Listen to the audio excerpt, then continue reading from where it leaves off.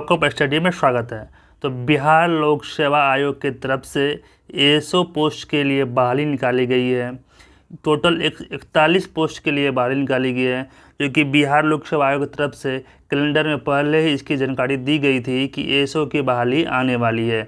तो चलिए हम लोग विस्तार से इसको देखते हैं कि कब से फॉर्म फिलअप होगा और लास्ट डेट इसका कब तक है, इसका क्वालिफिकेशन कितना है। तो देखिए, नोटिफिकेशन आज का ही है 37/2025। इसका रिक्रूटमेंट नंबर है, विज्ञापन संख्या है। टोटल पोस्ट की बात की जाए तो इसमें टोटल पोस्ट की संख्या 41 है। और इसमें देख लीजिए कि इसका वेतनमान की बात करें तो इसका वेतनमान 44,900 से 1,42,400 तक है। शैक्षणिक योग्यता क्या रहेगा इसका?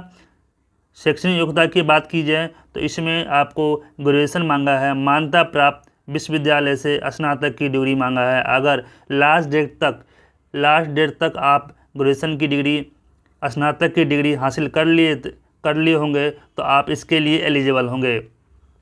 उम्र सीमा न्यूनतम 21 वर्ष है और जो अलग अलग कैटेगरी के लिए अलग अलग है। जैसे जनरल के लिए मैक्सिमम 37 वर्ष है, पिछड़ा अति पिछड़ा के लिए 40 वर्ष है। इसी प्रकार बात की जाए तो इसके लिए आपको चयन प्रक्रिया किस आधार पर इसका चयन किया जाएगा, तो इसके लिए इसका 2 एग्जाम होगा। परीक्षा 2 चरणों में आयोजित की जाएगी। प्रथम चरण पीटी होगा, सेकंड चरण मेंस होगा। पीटी और मेंस का क्या क्या सिलेबस है ये देखते हैं। प्रारंभिक परीक्षा की बात की जाए तो इसमें समान अध्ययन के 50 प्रश्न होंगे, समान विज्ञान गणित के 50 प्रश्न होंगे तथा रीजनिंग के 50 प्रश्न होंगे।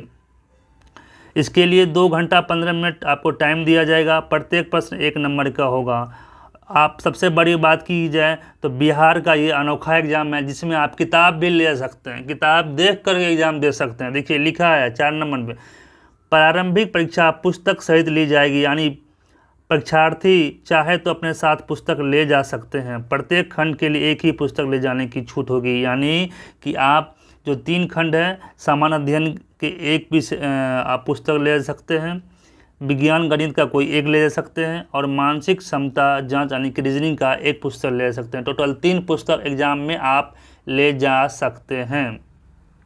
तो कोई ले तो जाता नहीं है क्योंकि टाइम किल होता है।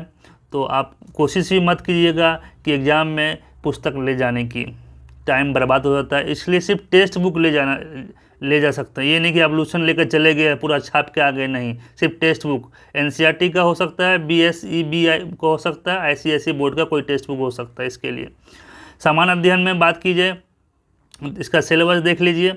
समसामयिक विषय होगा, करंट अफेयर्स है, भारत और उसके पड़ोसी देश है। बाकी उसमें दिया गया है इसमें क्या क्या सब्जेक्ट में आपको, जैसे पंचायती राज, सामुदायिक विकास, पंचवर्षीय योजना, ये भारत में पड़ोसी देश के अंतर्गत है। कृषि, भूगोल, आर्थिक परिदृश्य, इकोनॉमिक्स भी है इसमें। विज्ञान गणित की बात की जाए तो विज्ञान में आपका है physics, chemistry, biology plus geography. गणित में आपका अर्थमेटिक पूरा है, अर्थमेटिक बना लीजिएगा तो ये आप बना सकते हैं इसको। वो भी मैट्रिक स्तर का अर्थमेटिक इसमें दिया गया है, 10th स्तर का। देखिए अर्थमेटिक की बात की है, रेशियो, प्रोपोर्शनल, इंटरेस्ट, आपको प्रॉफिट एंड लॉस, डेसिमल्स, ये सारे इसका सिलेबस के अंतर्गत हैं। रीजनिंग भी है आपका।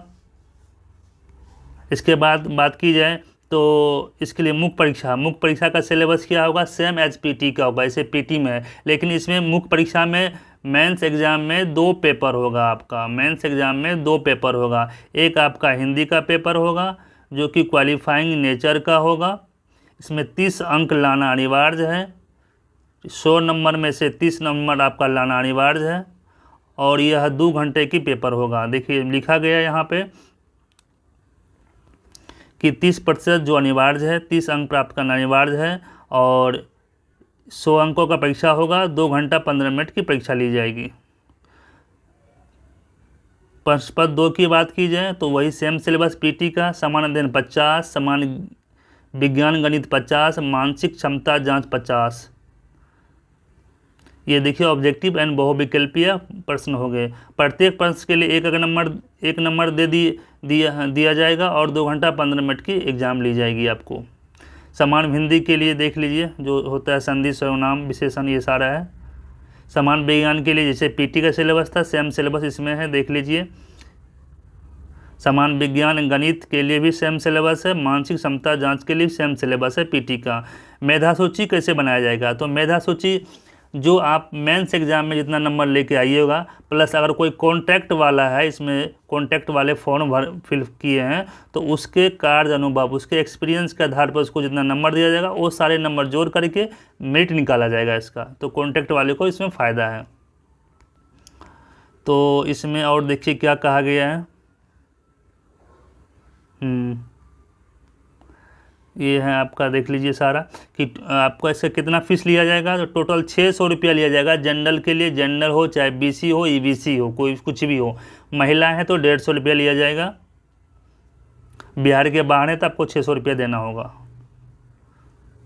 और ऑनलाइन आवेदन की तिथि आपको 29/5 से स्टार्ट हो गई है, स्टार्ट हो जाएगी 29 मई से, जो कि 23 जून तक फॉर्म फिलअप हो सकता है। 29 मई से, याद रखिएगा, 29 मई से 23 जून तक फॉर्म फिलअप आप कर सकते हैं।